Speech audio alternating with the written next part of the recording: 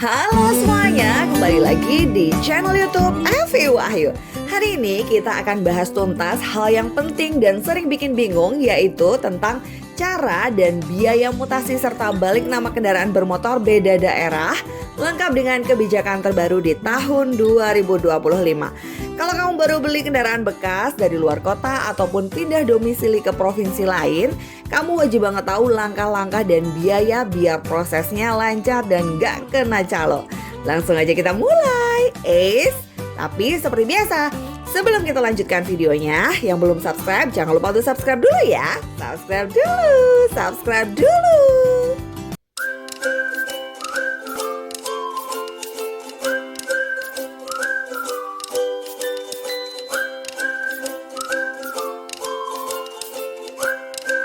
Oke, langsung saja kita lanjutkan videonya ya teman-teman. Kita mulai dari pengertian apa itu mutasi dan balik nama kendaraan. Nah gini, sederhananya teman-teman ya, mutasi kendaraan itu adalah proses memindahkan data kendaraan dari samsat asal ke samsat baru sesuai domisili KTP kamu sekarang. Ini biasanya dilakukan kalau kamu pindah daerah atau beli kendaraan dari luar kota atau provinsi. Dan untuk balik nama sendiri itu adalah proses mengganti nama pemilik kendaraan pada STNK dan BPKB dari pemilik sebelumnya ke nama kamu. Biasanya dua proses ini dilakukan sekaligus ya teman-teman, dan memang lebih efisien seperti itu. Kemudian untuk dokumen-dokumen yang perlu disiapkan itu adalah yang pertama KTP pemilik baru asli dan fotokopi. Jadi teman-teman ini KTP-nya adalah pemilik baru ya, bukan pemilik lama. Jadi kalau teman-teman itu nggak punya KTP pemilik lama, nggak usah galau karena itu tidak diperlukan ya teman-teman. Cukup pakai KTP pemilik baru. Kemudian yang kedua adalah BPKB kendaraan asli dan fotokopi. Kemudian yang ketiga STNK asli dan fotokopi, dan berikutnya adalah kwitansi jual beli bermaterai. Dan yang kelima adalah formulir mutasi dan balik nama dari samsat. Dan berikutnya adalah hasil cek fisik kendaraan di samsat asal dan tujuan. Jadi untuk cek fisiknya itu dilakukan 2 kali ya teman-teman, di samsat asal dan juga samsat tujuan. Kalau misalnya ternyata kendaraannya itu nggak ada di lokasi itu, terlalu jauh gitu ya untuk menghadirkan kendaraannya, maka teman-teman bisa melakukan cek fisik bantuan namanya. Nah, di sini teman-teman bisa search di video saya udah pernah bikin tutorial tentang cara cek fisik kendaraan, cek fisik bantuan maksudnya ya. Jadi teman-teman lihat di sana untuk cara cek fisik bantuan supaya teman-teman nggak perlu menghadirkan kendaraannya di samsat asal maupun di samsat tujuan ya. Biasanya ini PR banget kalau daerah kita tuh sangat berjauhan dengan daerah asal dan juga daerah tujuan. Kemudian kita bahas untuk langkah-langkah mutasi dan balik nama ya teman-teman. Ini ada beberapa tahap. Kita bahas di tahap yang pertama dulu, yaitu mutasi keluar, yaitu dari samsat asal. Nah ini di samsat asal ini teman-teman datang aja langsung dengan membawa kendaraannya, lakukan cek fisik kendaraan, digesek nomor rangka dan mesinnya. Kemudian teman-teman melakukan pengasahan cek fisik itu dan ajukan permohonan mutasi keluar ya. Di situ biasanya ada loket-loketnya di situ. Teman-teman tanya aja karena setiap samsat pasti beda ya untuk posisi-posisinya kayak gitu. Maka teman-teman bisa tanya di situ di petugasnya. Tapi minimal walaupun kita bertanya-tanya, kalau kita udah tahu caranya itu akan minim untuk kita dibohongi calo ya. Jadi di sini teman-teman wajib dengerin dulu supaya walaupun nanti di sana bertanya-tanya, setidaknya teman-teman udah tahu gitu, udah ada bekalnya gitu ya. Oke, kemudian teman-teman di situ nanti akan bayar biaya administrasi mutasi. Dan teman-teman tunggu berkas keluar dalam 5-7 hari kerja. Dan di sini nanti juga saya akan bahas tentang biayanya berapa. Tapi nanti di akhir ya teman-teman. Sekarang kita bahas untuk langkah-langkahnya terlebih dahulu. Nah, setelah kita nunggu 5-7 hari kerja, ini ya sekali lagi setiap samsat pasti beda ya. Hari-harinya berapa lama itu kan tergantung antrian juga, tergantung samsatnya juga. Jadi pasti beda-beda. Kemudian teman-teman ambil berkas legalisasi mutasi untuk dibawa ke samsat tujuan ya. Kalau udah jadi, udah dicabut berkasnya, teman-teman bawa ke samsat tujuan untuk melakukan tahap 2, yaitu mutasi masuk dan balik nama di samsat tujuan ya. Oke, jadi di samsat asal tadi kita cabut berkas, di samsat tujuan kita melakukan mutasi masuk dan balik namanya. Jadi balik namanya itu dilakukan di samsat tujuan ya teman-teman. Nah, di sini caranya teman-teman datangi Samsat sesuai dengan domisili baru. Nah, teman-teman itu tinggal di mana sekarang? Datangi itu yang terdekat ya. Kemudian teman-teman lakukan cek fisik ulang. Jadi tadi udah cek fisik, sekarang cek fisik lagi. Ini PR banget ya. Seperti yang saya katakan tadi, kalau kendaraannya itu jauh, kita bawa-bawanya itu repot banget. Kemudian ajukan proses mutasi masuk dan balik nama dan serahkan seluruh berkasnya. Nanti di sana ada loketnya, teman-teman tanya aja sama petugasnya.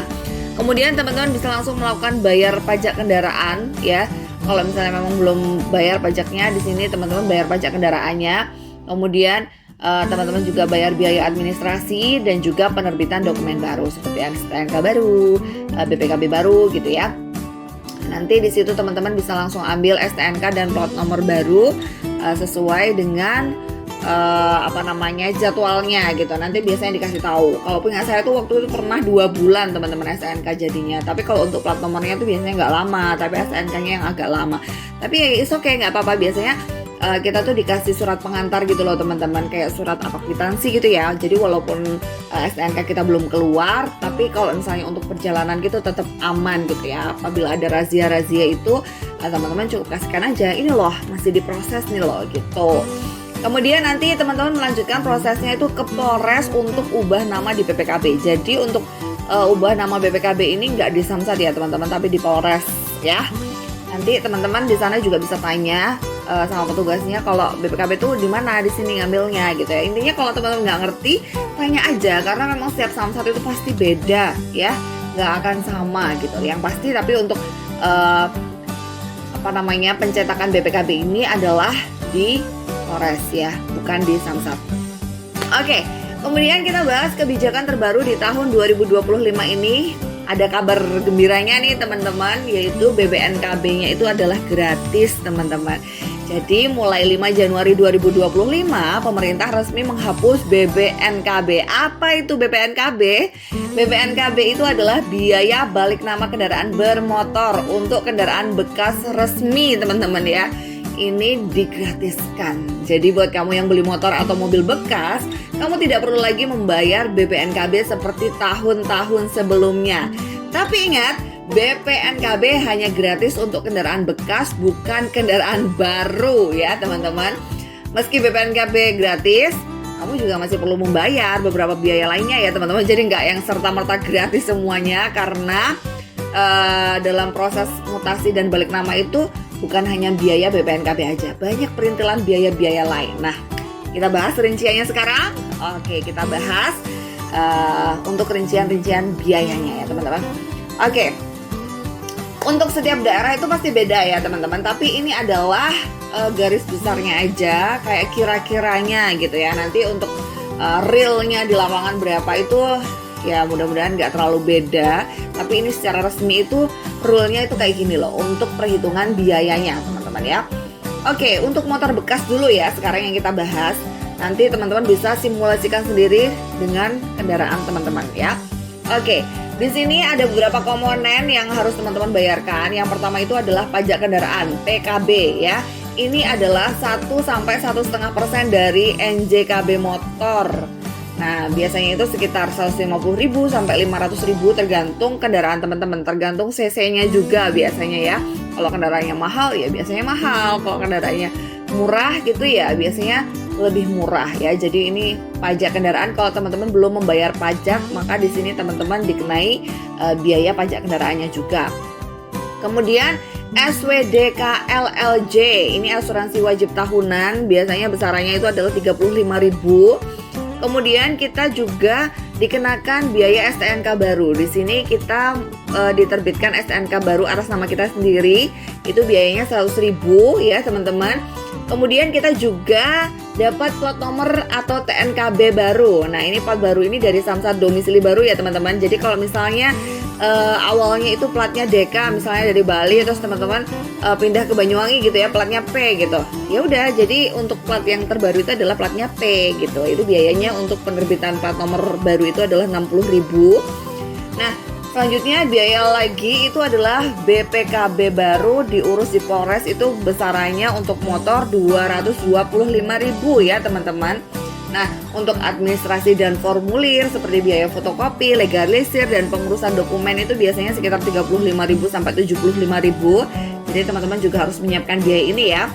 Dan untuk cek fisik kendaraan itu sebenarnya gratis sih teman-teman. Ini di sini ada gesek nomor rangka dan mesin itu 2 kali, tapi biasanya untuk pengesahannya itu emang ya bayar juga gitu. Ya kemungkinan sekitar 50 sampai 100.000 ya, tergantung daerahnya juga kebijakannya gimana. Tapi ada juga kok samsat yang menggratiskan untuk cek fisik ini. Kemudian untuk biaya mutasi keluar dan mutasi masuk ini untuk proses pindah berkas antar samsat itu biasanya biayanya sekitar 150.000 sampai 300.000 ya teman-teman. Jadi total estimasinya itu adalah untuk kita melakukan mutasi dan balik nama kendaraan bermotor atau motor ya, utamanya ini motor bekas itu adalah sekitar 650.000 sampai dengan 1.200.000 gitu, kira-kiranya segitu. Jadi teman-teman nanti simulasikan sendiri kira-kira kendaraan teman-teman itu berapa sih. Jadi teman-teman biar tahu lah real yang mendekatinya itu berapa gitu ya. Oke, setelah motor kita bahas untuk mobil bekas ya teman-teman. Sama aja sebenarnya untuk komponen-komponennya, tapi memang harganya ada yang berbeda ya. Oke, kita bahas aja. Yang pertama seperti motor juga tadi, untuk mobil itu komponennya ada pajak kendaraan atau PKB. Ini harganya untuk pajaknya itu adalah 1,5% dari NJKB mobil, itu sekitar 800.000 sampai 2 jutaan gitu ya, tergantung nilai jualnya. Biasanya juga lebih mahal juga kalau plat nomornya itu unik gitu ya, bagus gitu, biasanya pajaknya juga lebih mahal. Kemudian kita juga bayar SWDK LLJ, asuransi wajib tahunan mobil, itu sebesar 143.000, agak lebih mahal dari motor ya. Kemudian penerbitan STNK baru ini di sini kita juga bayar untuk mobil besarnya 200.000. Terus kemudian untuk penerbitan plat nomor kendaraan baru itu 100.000 untuk mobil. Terus untuk BPKB baru mobil itu adalah 375.000 ya teman-teman. Dan untuk administrasi dan formulir itu seperti kayak fotokopi, legalisir, dan pengurusan lainnya itu ya sama aja sekitar 50.000 sampai 100.000.